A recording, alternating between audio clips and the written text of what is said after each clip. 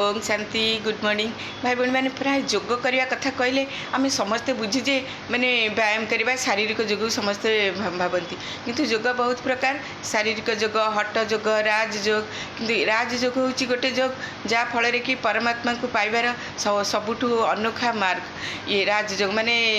आत्मा को परमात्मा का सहित जोग संजोग करवा हूँ राजयोग जमती आमर शरीर को सुस्थ रखापी आमर जमती माने जोग दरकार व्यायाम दरकार शारीरिक व्यायाम दरकार से परी आत्मा को मध्य सुस्थ रखापी आमको जोग दरकार से जोग कौन ना से जोग हूँ आमर आत्मा को परमात्मा का सहित संजोग करवा बा कनेक्शन करवा सेटा को हूँ राजयोग कहती बा जोग कहती आमको आत्मार जमती माने शरीर को जमती सुस्थ रखा